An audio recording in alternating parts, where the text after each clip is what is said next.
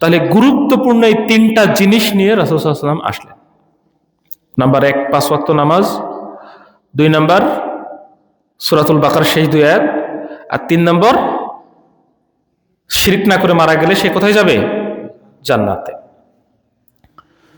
মেরাজ থেকে ফিরে আসলেন এই রাতে। রাসূল সাল্লাল্লাহু আলাইহি ওয়াসাল্লাম কি দেখলেন? তিনি জাহান্নামের যে রক্ষী, নাম কি? মালিক। কি নাম?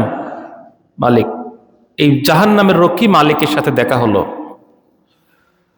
আগেই বলেছিলাম যে মেরাজের কারণ মূলত দুইটা। একটা, চাচা আবু তালিব মারা যায় এবং ওনার সহধর্মিণী খাদিজাতুল কুবরা রাদিয়াল্লাহু তাআলা আনহা উনিও মারা যান একই বছরের মধ্যে। এজন্য এই বছরটাকে বলা হয় আমুল হুজুন বা দুঃখের বছর। এজন্য আল্লাহ তাআলা তার নবীকে সান্ত্বনা দেওয়ার জন্য, তার এই নিদর্শন দেখানোর জন্য তাকে উপরে উঠায় নিয়ে যায়। চাচা যখন মারা যাবেন, আবু তালিব যখন মারা যাবেন, মৃত্যু মুখে পতিত হয়েছেন, শিওরে চলে এসেছেন মৃত্যুর পয়গাম, মৃতপ্রায় অবস্থা, জীবন যায় জান যায়। এই মুহূর্তে তার শিওরে মক্কার সব থেকে বড় বড় কাফের মুশরিকরা এসে বসে গেলেন। তার মধ্যে ছিল আবু জাহাল, ছিল আবু জাহালেরই বৈপিত্রীয় সহোদর ভাই আব্দুল্লাহ ইবনে আবি উমাইয়া। এরাও সব বসে গেলেন, যে তাকে বারবার উত্তেজিত করতে লাগতেছিল যে মৃত্যুর সময় যেন সে আমাদের দলভুক্ত হয়ে মারা যায়। এবার রাসূল সাল্লাল্লাহু আলাইহি ওয়াসাল্লাম এসে আসলেন। রাসূল সাল্লাল্লাহু আলাইহি ওয়াসাল্লাম এসে বললেন, ইয়া আম্মি, হে আমার চাচা, কুল লা ইলাহা ইল্লাল্লাহ কালিমাতান। চাচা, আপনি বলেন লা ইলাহা ইল্লাল্লাহ। কেন বলবেন? তিনি বললেন, আশহাদু লাকা বিহা ইনদাল্লাহি। আপনি এই দোয়াটা পাঠ করেন, এই কালিমাটা পাঠ করেন, আশহাদু লাকা বিহা ইনদাল্লাহি, আমি যেন আপনার ব্যাপারে আল্লাহর কাছে সুপারিশ করতে পারি। কারণ জীবন তো যায়, এখনই মারা যাবেন, এরকম একটা পরিবেশ। তখন তিনি বলতেছেন, কুল, আপনি বলুন, লা ইলাহা ইল্লাল্লাহ কালিমাতান, এই দোয়াটা আপনি পাঠ করুন, এই কালিমাটা পাঠ করুন। তখন তিনি একবার রাসূল সাল্লাল্লাহু আলাইহি ওয়াসাল্লামের দিকে তাকান, একবার ওই কাফের মুশরিকদের দিকে তাকান। আবু জাহাল, আব্দুল্লাহ ইবনে আবি উমাইয়া, বড় বড় ভাগা কাফের মুশরিকরা বসে, তারা বারবার তাকে উত্তেজিত করতেছেন। তখন আব্দুল্লাহ ইবনে আবি উমাইয়া বললেন যে, আতরগবু আন মিল্লাতি আবু তালিব, আব্দুল মুত্তালিব, যে আপনি কি আব্দুল মুত্তালিবের এই দিন থেকে বের হয়ে যাবেন? বারবার তাকে উত্তেজিত করতে লাগলেন। আতরগবু আন মিল্লাতি আব্দুল মুত্তালিব, আপনি কি আব্দুল মুত্তালিবের এই দিন থেকে বের হবেন? বারবার উত্তেজিত করতেছেন। এদিকে চাপ প্রয়োগ করতেছেন তারা, কাফের মুশরিকরা, আর এদিকে বলতেছেন কুল কালিমাতান লা ইলাহা ইল্লাল্লাহ, আপনি এই দোয়াটা পাঠ করুন। কারণ রাসূল সাল্লাল্লাহু আলাইহি ওয়াসাল্লাম বলেছেন, মান কানা আখিরু কালামিহি লা ইলাহা ইল্লাল্লাহ দাখালাল জান্নাহ, যে ব্যক্তির সর্বশেষ কথা হবে লা ইলাহা ইল্লাল্লাহ, সে ব্যক্তি জান্নাতে প্রবেশ করে। বলে সুবহানাল্লাহ। এবার চাচা তখন বললেন, ভাতিজা, আমার মৃত্যুর পর যদি এই সংশয় না থাকতো যে তারা আমার বংশকে গালি দিবে, তোমার নিরাপত্তাহীনতায় ভুগতে হবে, তাহলে অবশ্যই আমি তোমাকে খুশি করার জন্য এই কালিমাটা পড়তাম। তখন তিনি কি বললেন? আনা আলা আব্দুল মুত্তালিব, এই কথা বলে তিনি ইন্তেকাল করলেন। তিনি বললেন যে আনা আলা আব্দুল মুত্তালিব, আমি আব্দুল মুত্তালিবের এই দিনের উপরেই মৃত্যুবরণ করলাম।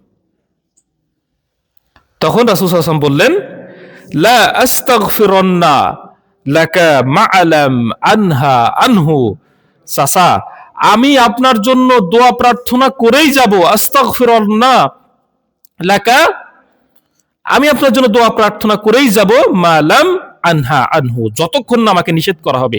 তখন আল্লাহ তাআলা সূরা তাওবা 9 নম্বর সূরা 113 নম্বর আয়াতটা নাজিল করলেন। আল্লাহ বললেন, মা কানা লিন নাবিয়্যা ওয়াল্লাযিনা আমানু আইয়াস্তাগফিরু লিল মুশরিকিন, কোন নবী, কোন মুমিনদের এই সিদ্ধ নয় যে তারা কাফির মুশরিকদের জন্য দোয়া প্রার্থনা করবে, ওয়ালাম কানু উলিয়া কুরবা, যদিও নিকটাত্মীয় হয়। তাহলে এটা থেকে আমাদের শিক্ষা নিলাম এই যে আমি যদি ঈমান না নিয়ে আসি, আমি যদি ইসলামের পথে না থাকি, আমার জন্য কোন মুমিন বান্দা দোয়া করলে আমার উপকার আসবে না। দলিল সূরা তাওবা 113 নম্বর আয়াত। যখন চাচা আব্দুল মুতালিবের শিরকি ধর্মের উপর মৃত্যুবরণ করলেন, এই সময় রাসূল সাল্লাল্লাহু আলাইহি ওয়াসাল্লাম বললেন, লা আস্তাগফিরান্না লাকা মা লাম আনহা আনহু। চাচা, আপনি তো আমার কথা রাখলেন না, আপনি আব্দুল মুতালিবের শিরকি ধর্মের উপরে মৃত্যুবরণ করলেন। লা আস্তাগফিরান্না, আমি আপনার জন্য দোয়া প্রার্থনা করেই যাব, মা লাম আনহা আনহু, যতক্ষণ না আমাকে বাধা দেওয়া হয়। আল্লাহ বললেন, মা কানা লিন নাবিয়্যা ওয়াল্লাযিনা আমানু, নবী হে, কোন নবী কোন মুমিন বান্দাদের এই সিদ্ধ নয় যে আইয়ুস্তাগফিরুল মুশরিকিন, কোন কাফির মুশরিকের জন্য সে দোয়া প্রার্থনা করবে, ক্ষমা প্রার্থনা করবে, ওয়ালাম কানু উলিয়া কুরবা, যদিও তারা নিকটাত্মীয় হয়। তাহলে ইসলামের পথে আমাদের থাকতে হবে কি হবে না? বুঝতে পারছি আমরা? যখন এই রকম দুঃখ পেলেন, আল্লাহ যখন তাকে বললেন যে আপনার দোয়া তার কাজে লাগবে না, তখন আল্লাহ তাআলা মেরাজের জন্য তাকে নিয়ে গেলেন। মেরাজ শেষ হয়ে গেল। এইবার তিনাকে এই তিনটা জিনিস, 5 ওয়াক্ত নামাজ, সূরা বাকারার 2টা আয়াত, এবং শিরক না করলে মৃত্যুবরণ করে সে জান্নাতে প্রবেশ করবে, এই 3টা সুসংবাদ দিয়ে মেরাজ থেকে আসলেন। এবার মেরাজের রাত্রে তিনি কি দেখলেন, আল্লাহ তাআলা কি দেখালেন দেখেন। 1 নম্বর, রাসূল সাল্লাল্লাহু আলাইহি ওয়াসাল্লাম জাহান্নামটা পরিদর্শন করলেন। বলে সুবহানাল্লাহ। এখনো তো জাহান্নাম উদ্বোধন হয় নাই, এখনো তো জান্নাত উদ্বোধন হয় না, কিন্তু আল্লাহ কিভাবে দেখালেন এটা আল্লাহর একান্তই ব্যক্তিগত ব্যাপার। কিন্তু আল্লাহ দেখিয়েছেন, রাসূল সাল্লাল্লাহু আলাইহি ওয়াসাল্লাম বলেছেন। তিনি বলেন যে আমি জাহান্নামের দিকে উকি দিয়ে দেখলাম শুধু নারী আর নারী। নাউজুবিল্লাহ। তাহলে জাহান্নামে যে নারী বেশি যাবে আমরা জানি, এটা জাহান্নামে কিন্তু নারীর সংখ্যা বেশি হবে। রাসূল সাল্লাল্লাহু আলাইহি ওয়াসাল্লাম এও বলেছেন, আর আমি জান্নাতের দিকে উকি দিয়ে দেখলাম শুধু গরিব মানুষ, অসহায় মানুষ। বলে সুবহানাল্লাহ। জান্নাতে ধনীদের সংখ্যা খুবই কম, কারণ তাদের ওই যে এফোর্ট, তাদের ওই যে অ্যাসেট, তাদের ওই যে সম্পদ অবৈধ পথে ইনকাম করে, অবৈধ পথে ব্যয় করে। আর একজন কৃষক, একজন ভ্যান চালক, একজন রিক্সা চালক রোদে পুড়ে বৃষ্টিতে ভিজে সারা দিন সে টাকা পয়সা ইনকাম করে, যতটুকু করে মোটা চাল আর মোটা ডাউল কিনে বাড়ি এনে পেট পূর্ণ করে সারা রাত শান্তির ঘুম দেয়, তার কোনো টেনশন নাই। এজন্য রাসূল সাল্লাল্লাহু আলাইহি ওয়াসাল্লাম বললেন আমি জান্নাতে উকিতে দেখলাম শুধু গরিব মানুষ আর অসহায় মানুষ। বলে সুবহানাল্লাহ। এবার তিনাকে জাহান্নাম পরিদর্শন করানো হলো। জাহান্নামের রক্ষী মালিক তাকে অভ্যর্থনা জানালেন। এই মালিক, একটা বর্ণনা এসেছে, এই মালিককে সৃষ্টি করার পর আজও পর্যন্ত সে হাসে নাই, সে ওইভাবে আছে, কারণ জানে এমন একটা জিনিসের রক্ষীদার আমাকে করা হয়েছে, এই জাহান্নামে প্রবেশ করলে মানুষের যে কি অবস্থা হবে, তার পরিণাম, তার ভয়াবহতার কথা চিন্তা করে আজও পর্যন্ত সে হাসে নাই। জাহান্নামের ভিতরে একটা আযাব দেখানো হলো রাসূল সাল্লাল্লাহু আলাইহি ওয়াসাল্লামকে। মিরাজের রাত্রের ঘটনা আমাদের মনে আছে তো? মিরাজের রাত্রের এই ঘটনা যে পর্যন্ত আমরা শেষ করে রাখছিলাম গত জুমায়। জাহান্নামে পরিদর্শন করার রাসূল সাল্লাল্লাহু আলাইহি ওয়াসাল্লাম বলছেন, আমরা একটা মানুষের দলের পাশ দিয়ে যাচ্ছি, এই মানুষগুলোর দেখি নখ তামার। কিসের নখ? সবাই বলি তামার নখ। তারা নিজেরাই নিজেদের মুখটা আঁচড়াচ্ছে, মাংসগুলো ছিঁড়ে ফেলছে আর চিৎকার দিচ্ছে। ওই মানুষেরই একটা দল, কিছু মৃত মানুষ পড়েছে, তাদের মাংস ভক্ষণ করছে। এই ভয়াবহ আযাব তিনি দেখছেন। তখন তিনি বললেন এরা কারা? তখন জিবরিল আমিন বললেন এরা আপনার উম্মতের একটা দল, যারা কি করত? সূরা মুদাসসির পড়িনি আমরা? মা সালাকাকুম ফি সাকার, এই জাহান্নামে আসছস কেন? এত ভালো ভালো কাজ দুনিয়া আল্লাহ করেছেন, জাহান্নামে আসছস কেন? তখন তারা একবারে বলবে ক্বালু লাম নাকু মিনাল মুসাল্লিন, আমরা নামাজ পড়তাম না, ওয়া লাম নাকু নুতিমুল মিসকিন, মানুষকে খেতে দিতাম না, ওয়া কুননা নাখুযু মাল খায়িদিন, চায়ের দোকানে বসে মানুষের পরনিন্দা চর্চা করতাম, ওয়া কুননা নুকাজ্জিবু বিয়াউমিদ্দিন, কিয়ামত দিবস যে আসবে এই 4টা জিনিস আমরা পালন করতাম না, এজন্য জাহান্নামে আসছি। ওয়া কুননা নাখুযু মাল খায়িদিন, আমরা মানুষের গীবত, পরনিন্দা, পরচর্চা করতাম। এই ধরনের মানুষ জাহান্নামে তামার নখ দেয়া হয়েছে, তারা নিজেদের মাংস নিজেরাই ছিটছে, মৃত মানুষ পড়ে আছে তাদের মাংস তারা ভক্ষণ করছে। তাহলে আমরা পরনিন্দা পরচর্চা করব? জাহান্নামে যাওয়ার কারণ ওখানে 4টা উল্লেখ করেছে। একটা বলেছে কলু লামনা কুমিনাল মুসাল্লিন, আমরা নামাজ পড়তাম না। তারা নামাজ পড়েননি তাই জাহান্নামে গেছে, আমরা নামাজ পড়বো তাই জান্নাতে যাব, পারবো ইনশাআল্লাহ? ইনশাআল্লাহ। তারা বলছে মিসকিন, আমরা মিসকিনদেরকে খেতে দিতাম না তাই তারা জাহান্নামে গিয়েছে, আমরা জান্নাতে যাব, তাহলে মিসকিনদেরকে খেতে দেবো, পারবো ইনশাআল্লাহ? ইনশাআল্লাহ। আল্লাহ আমাদের কবুল করো, বলে আমিন। তারা বলতো কুন্না নাখুদু মাল খায়িদিন, আমরা মানুষের গীবত করতাম, পরনিন্দা পরচর্চা করতাম, এই জন্যই তারা জাহান্নামে গিয়েছে, তাহলে তো আমরা তো জান্নাতে যাব, তাহলে আমরা কি পরনিন্দা পরচর্চা করব? করব না। তারা বলেছিল কুন্না নুকাজ্জিবু বিয়াউমিদ্দিন, কিয়ামত দিবস যে আছে আমরা অবিশ্বাস করেছিলাম, আমরা কি করব? করব না। আল্লাহ বললেন হাল আতাকা হাদিসুল গাশিয়া, নবী হে আপনার কাছে কি এই বিহব্বলকর ঘটনার বৃত্তান্ত পৌঁছায়েছে কি? হাল আতাকা হাদিসুল গাশিয়া উজুহু ইয়াউমাইজিন খাশিয়া, সেদিন অনেক মুখ যেদিন বড় বড় মাইক পেয়ে বক্তৃতা দিত, নেতাগিরি করত, উজুহু ইয়াউমাইজিন খাশিয়া, ওই দিন তাদের মুখটা নিচু হয়ে যাবে। আমিলাতুন নাসিবা, আমল করে গিয়েছে, 4টে পয়সার কাজও হয়নি, কারণ সে ইসলামের মধ্যে ছিল না। সে চাইছিল না যে পৃথিবীতে দিন প্রতিষ্ঠা হোক, সে চাইছিল না যে কোরআনের হাদিসের এই দর্শগুলো চলুক। তাহলে সে কথাই বললেন যে তারা তাদের নখটা এমন করে তামার বানিয়ে দেওয়া হয়েছে, তারা তাদের মাংসগুলোকে ছিঁড়ছে, তারা পরনিন্দা পরচর্চা করত। এখন প্রশ্ন হলো এই পরনিন্দাটা কি? আমরা জানি, আমরা কয়েকজন এক জায়গায় বসে হয়ে কি বলি? অমুক নামাজ পড়ে না, অমুক দান সদকা করে না, অমুক সত্য কথা বলে না। এটা হলো গীবত। রাসূল সাল্লাল্লাহু আলাইহি ওয়াসাল্লাম বললেন যে তোমার ভাইয়ের সম্পর্কে এমন কোনো কথা বলো না যে কথা তোমার ভাই শুনলে সে মনে কষ্ট পাবে। সাহাবীরা বললেন ইয়া রাসূলুল্লাহ সাল্লাল্লাহু আলাইহি ওয়াসাল্লাম, সে যদি সত্যই সেটা করে থাকে? তখন রাসূল সাল্লাল্লাহু আলাইহি ওয়াসাল্লাম বললেন আরে বেটা, এইটাই তো গীবত, আর সে যদি না করে তাহলে তো সেটা হবে তার প্রতি মিথ্যা অপবাদ। সে নামাজ পড়ে না, বুঝবে আল্লাহর সাথে, সে রোজা রাখে না, বুঝবে আল্লাহর সাথে, আপনি বলার কেউ নাই, কারণ সে আল্লাহর বান্দা। আপনি বলতে পারেন ভাই আসেন নামাজে আসেন, ভাই রোজা রাখেন, ভাই দান সদকা করেন, কিন্তু একজনের কথা আরেকজনের কাছে বলে বেড়ানো যাবে না। আমরা বুঝতে পারলাম তাহলে গীবত কাকে বলে? তাহলে আমরা এগুলো করব না। আমরা যদি এগুলো করি, আমাদের নখ হবে তামার নখ, আমরা নিজেদের মাংস নিজেরাই ছিড়বো, মৃত মানুষকে আমরা ভক্ষণ করব। আল্লাহ আমাদের যেন এই সকল আযাব থেকে রক্ষা করে, আমরা বলি আমিন। তাহলে তিনি একদল লোকদের পাশে যাচ্ছেন, তারা দেখেন এই রকম একটা আযাবে পরিণত হয়েছে। তাদেরকে জিজ্ঞাসা করা হলো, তাদের সম্পর্কে জিবরিল আমিন বলল এরা আপনার উম্মতেরই একটা দল যারা গীবত পরনিন্দা পরচর্চা করত। নাম্বার 2, তিনি যেতে যেতে হঠাৎ একটা অবয়ব দেখলেন। জিবরিল আমিন বলেন এটা হলো দাজ্জাল। আমরা নামাজের মধ্যে পড়ি না আল্লাহুম্মা ইন্নী আউযু বিকা মিন আযাবি জাহান্নাম ওয়া আউযু বিকা মিন আযাবিল কবর ওয়া আউযু বিকা মিন ফিতনাতিল মাসিহিদ দাজ্জাল ওয়া আউযু বিকা মিন ফিতনাতিল মাহইয়া ওয়াল মামাত।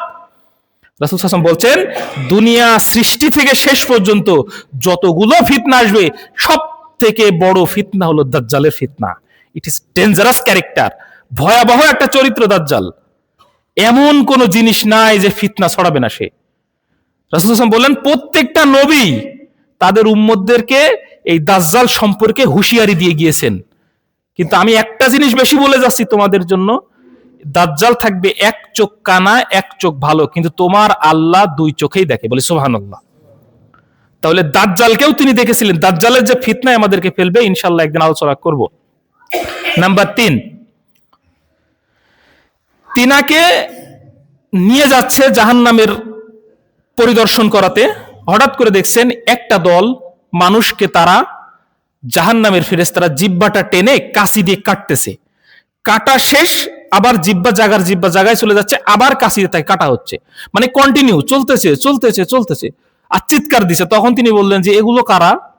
তখন তিনি বললেন এরা আপনার উম্মতেরই একটা অংশ, এই আমাদের মতো মানুষ, আপনারা না আমরা, যারা এরকম খুতবা দিতাম, বক্তৃতা দিতাম, মাঠে ময়দানে প্রোগ্রাম করতাম, কোরআন হাদিসের দর্শ দিয়ে বেড়াতাম, ইসলামী আন্দোলন করে বেড়াতাম, দিন কায়েমের কথা বলতাম, কিন্তু নিজেরা পালন করতাম না। এটা আমাদের জন্য একটা রিমাইন্ডার যে আমরা বক্তৃতা দিব কিন্তু আমরা সেটা পালন করব না। মানুষকে উৎসাহিত করব করার জন্য, কিন্তু নিজেরা পালন করব না। আমরা কি জানি জাহান্নাম উদ্বোধন করা হবে 3 শ্রেণীর মানুষ দিয়ে? তিনটা মানুষকে দিয়ে জাহান্নাম উদ্বোধন করা হবে। নাম্বার এক, যে ব্যক্তি আল্লাহর রাস্তায় শহীদ হয়েছে তাকে ডেকে এনে বলা হবে যাও জাহান্নামে যাও। তখন সে আর্গুমেন্ট পেশ করবে, আল্লাহ আমি আমার জান, আমার মাল, আমার সম্পদ সবকিছু বজায় রেখে আপনার রাস্তায় জিহাদ করলাম, দিন কায়েমের জন্য জিহাদ করলাম, আপনি আমাকে জাহান্নামে যেতে বলতেছেন, এ কোন ধরনের বিচার? তখন বলবেন, না কখনো নয়, তুমি জিহাদ করেছো এজন্যই মানুষ তোমাকে বলুক তুমি বিশাল বড় মুজাহিদ। যাও, পৃথিবীতে তোমাকে মুজাহিদ বলা হয়ে গিয়েছে, go to fail in fire, যাও জাহান্নামে যাও, কোনো কথা নাই, যাও যাও। তাকে জাহান্নামে দেওয়া হবে। 2 নম্বর, একজন ব্যক্তিকে ডেকে আনা হবে, বলে যাও জাহান্নামে যাও। তখন বলবে, কি বলেন আল্লাহ, এটা একটা বিচার হলো? আমার যাবতীয় সম্পদ আমি আপনার রাস্তায় ব্যয় করেছি, দান করেছি, যে মানুষ এসে তাকে দিয়েছি, আর আপনি আমাকে জাহান্নামে যেতে বলতেছেন, এ কোন ধরনের বিচার? তখন তিনি বলেন, না কখনো নয়, তুমি দান করেছো এজন্য মানুষ তোমাকে দানবীর বলুক। দুনিয়াতে তোমাকে দানবীর বলা হয়ে গেছে, চায়ের দোকানে তোমার নাম উচ্চারণ হয়েছে, বলেছে অমুক গ্রামের অমুক মিয়া খুব দানশীল, শীতের সময় কম্বল দেয়, গরমের সময় হাত পাকা দেয়, রোজার সময় ইফতার দেয়, অনেক কিছু দেয়, তোমাকে দানবীর বলা হয়ে গেছে। তুমি এই উদ্দেশ্যেই দান করেছিলে, রাতে ঘুমির ঘরে শুয়ে চিন্তা করতে কালকে ইফতারি দেব, কালকে যদি মসজিদে ইফতার দিই তাহলে বলবে না অমুক মিয়া খুব ভালো একজন মানুষ, বিরিয়ানি দিয়ে ইফতার দিয়েছে। এই ভালো প্রশংসা তোমার দুনিয়ার জীবনে করা হয়ে গেছে, যাও জাহান্নামে যাও, তোমার জান্নাতে জায়গা নাই। 3 নম্বর, এই আমাদের মতো মানুষ যারা মাঠে ময়দানে বক্তৃতা দিয়ে বেড়াতো, কোরআন হাদিসের কথা বলে বেড়াতো, কিন্তু আমরা পালন করতাম না।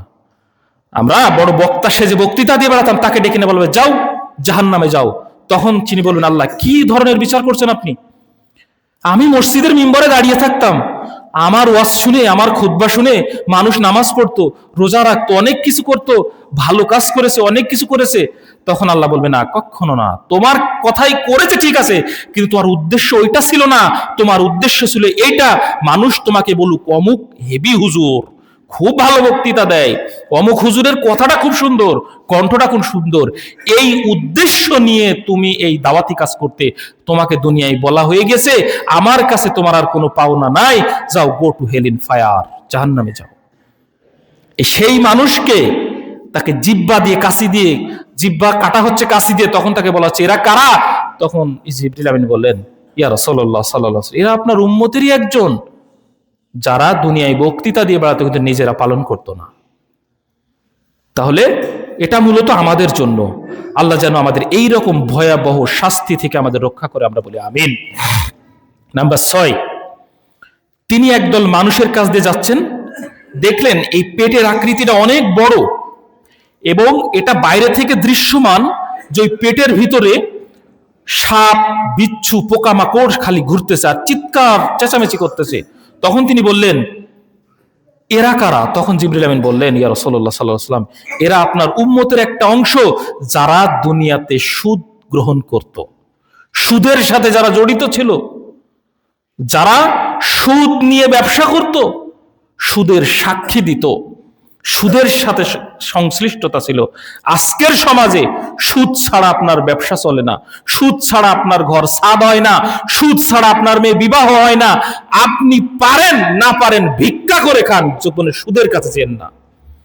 সুদের সব থেকে বড় গুনাহ হলো নিজের মাকে বিয়ে করা, মায়ের সাথে জেনা করা, নাউজুবিল্লাহ। তো আসতে আর সুদের সব থেকে ছোট গুনাহ হলো যে আল্লাহ এবং আল্লাহ রাসূল, আস্তাগফিরুল্লাহ, আল্লাহ মাফ করুক, সুদের সব থেকে বড় গুনাহ হলো আল্লাহ এবং আল্লাহ রাসূলের সাথে কি করা?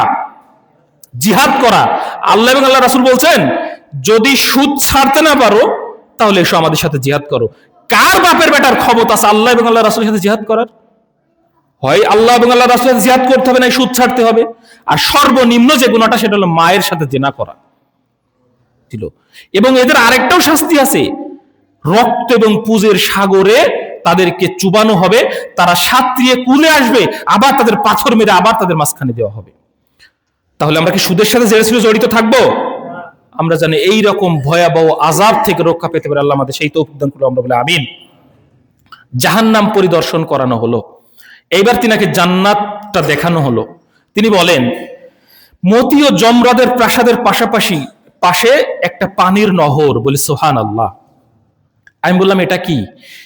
তো রাসূল সাল্লাল্লাহু আলাইহি ওয়াসাল্লাম বলতেছেন যে এই পানির এত ঘ্রাণ মিশকের থেকেও সুগন্ধি, মেশক কি জানি আমরা? মেশক এটা হলো এক ধরনের হরিণের এই নাভি থেকে, কস্তুরী এই নাভি থেকে পাওয়া যায়, এটাকে বলে মেশক। এত সুগন্ধি যে ওই সুগন্ধি নিজে হরিণ জানে না যে আমার এখান থেকে সুগন্ধিটা আসছে। এই সুগন্ধির তাড়নায় সে সারা জঙ্গল খালি ছোটাছুটি করে। তখন মানুষ বুঝতে পারে যে এই হরিণের মেশক হয়েছে, তখন তারা এই কস্তুরীটা সংগ্রহ করে। তিনি বলেন যে এই পানির এত সুগন্ধি। তখন আমি জিজ্ঞাসা করলাম, তিনি বললেন যে এটা হলো হাউজে কাউসার। আল্লাহ বললেন না, ইন্না আতাইনা কাল কাউসার, নবী আমি আপনাকে কাউসার দান করলাম। এটা কাদের জন্য জানেন? এটা হলো যারা নবীর উম্মত, একনিষ্ঠ উম্মত, শিরক বিদআতের সাথে জড়িত থাকবে না, যারা তাদের মুরব্বীদের কথায়, মৌলবীদের কথা ইবাদত করবে না, যারা চায় কোরআন এবং হাদিস ছাড়া আর অন্য কোনো কিচ্ছু দিয়ে ইবাদত করবে না, তাদের জন্য কিয়ামত দিবসে এই হাউজে কাউসারের পানি এভাবে বিতরণ করা হবে, হঠাৎ করে একটা পর্দা পড়ে যাবে।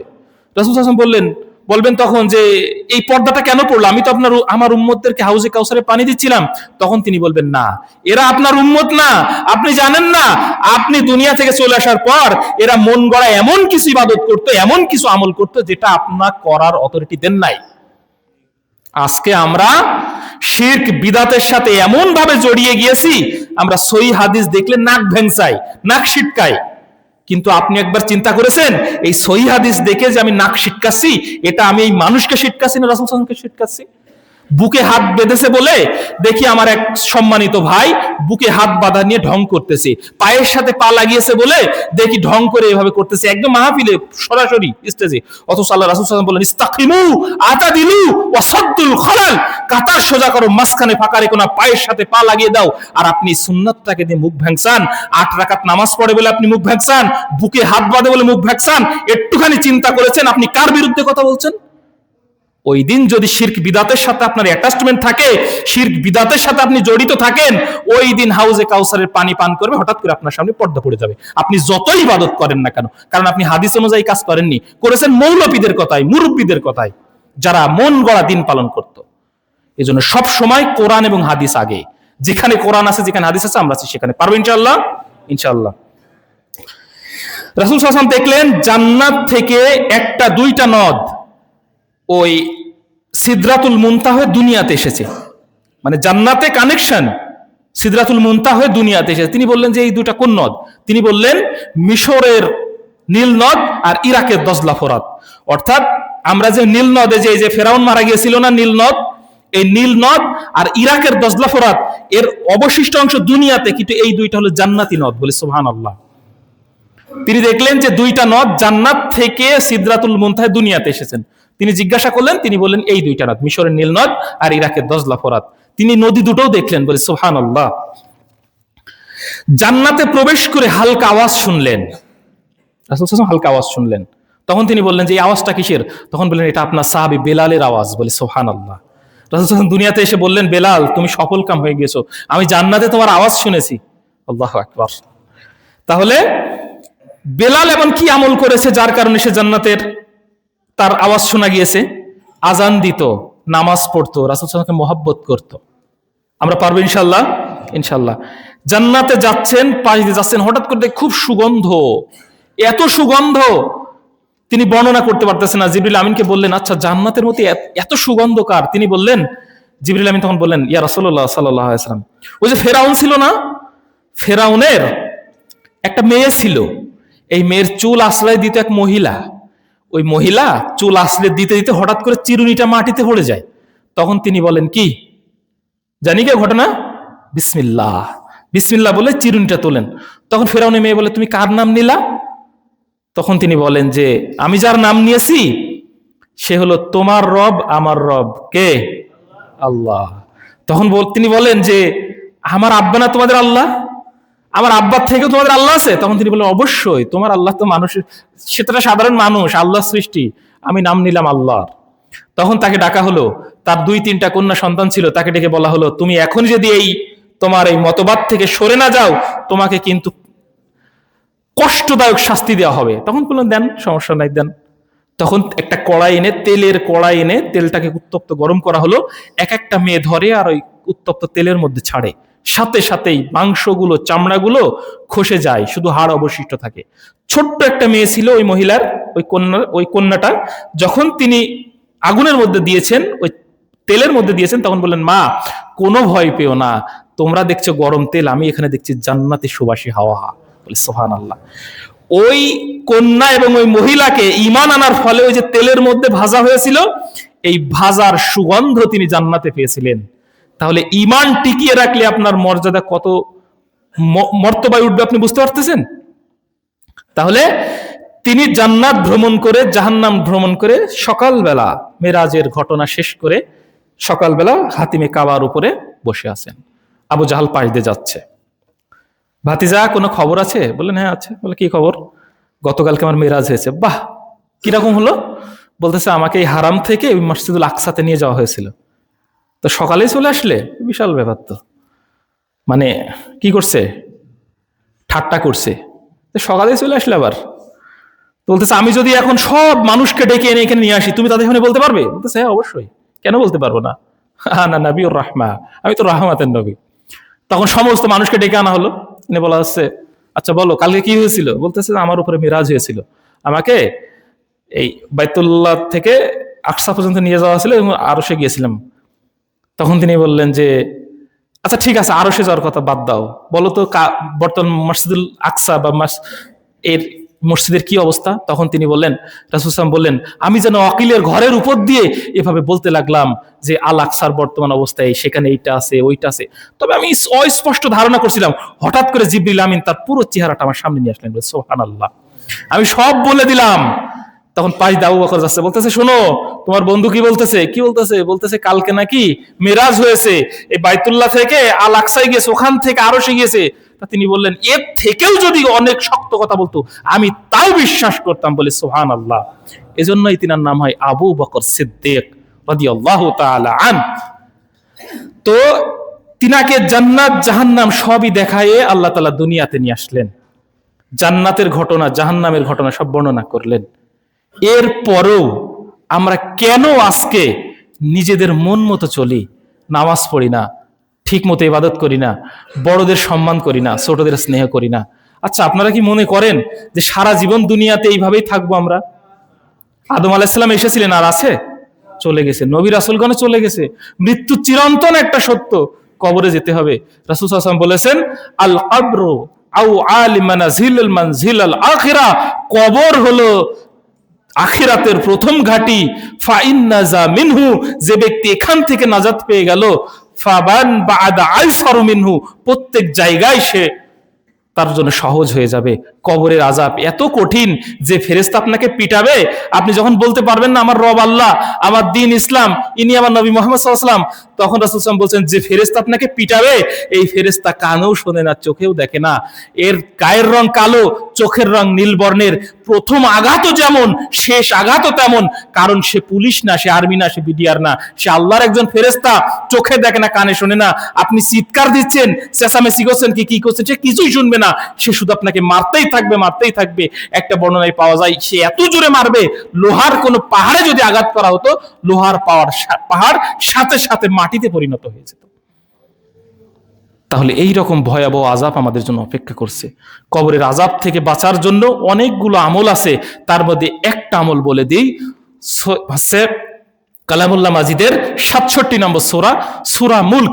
রাসূল সাল্লাল্লাহু আলাইহি ওয়াসাল্লাম বলেছেন, আমার ইচ্ছা হয় আমার প্রত্যেকটা উম্মত এটা মুখস্থ করবে। বলে সুবহানাল্লাহ। যে ব্যক্তি প্রতি রাতে সূরা মুলক তিলাওয়াত করে, রাসূল সাল্লাল্লাহু আলাইহি ওয়াসাল্লাম বলেছেন, তার আর কবরে আযাব হবে না। তাহলে আমরা এই কবর থেকে, জাহান্নাম থেকে, মৃত্যু পরবর্তী জীবন থেকে যেন আমরা রেহাই পেতে পারি, এই জন্য আমরা আসুন সকলেই মিলে আল্লাহ তাআলার ইবাদত করি। এই মেরাজের ঘটনা থেকে আমরা যেন শিক্ষা নিতে পারি। আল্লাহ যেন আমাদের কোরআন এবং হাদিসের সাথে চলার তৌফিক দেয়। আমরা যেন সবাই কাঁধে কাঁধ মিলিয়ে বাংলাদেশ একটা সোনার দেশে পরিণত করতে পারি। সময় এসেছিল ইসলামকে বিজয় করার জন্য, কিছু মুনাফিক আলাদা হয়ে আজকে সমাজের এই অবস্থা। সময় কিন্তু এসেছিল এই দাড়ি টুপিওয়ালাদের কর্তৃত্ব প্রতিষ্ঠা করার জন্য, দাড়ি টুপিওয়ালাদের দেশ পরিচালনার জন্য। আমি কোনো দলের প্রোডাক্ট না, আমি আগেই বলেছি আমি কোনো রাজনীতিও করি না। আমি শুধু চাই এই সোনার বাংলাদেশে যেন কোরআনের আইন প্রতিষ্ঠিত হয়। আমি আর কিচ্ছু চাই না। সময় কিন্তু এসেছিল, কিন্তু এক শ্রেণীর মানুষ মুনাফিকি করলো। তবে আল্লাহ তাআলার কাছে তাদের জন্য হেদায়েত কামনা করি। আমরা সবাই মুসলমান, আমাদের গন্তব্য হোক জান্নাত। আমরা সবাই মিলে যেন আল্লাহর জমিনে আল্লাহর দ্বীন প্রতিষ্ঠা করতে পারি। আল্লাহ তাআলা আমাদের সেই তৌফিক দান করুন বলে আমিন। ওয়া আখিরি দাওয়ানা আলহামদুলিল্লাহি রাব্বিল আলামিন। আসসালামু আলাইকুম ওয়া রাহমাতুল্লাহি ওয়া বারাকাতুহু।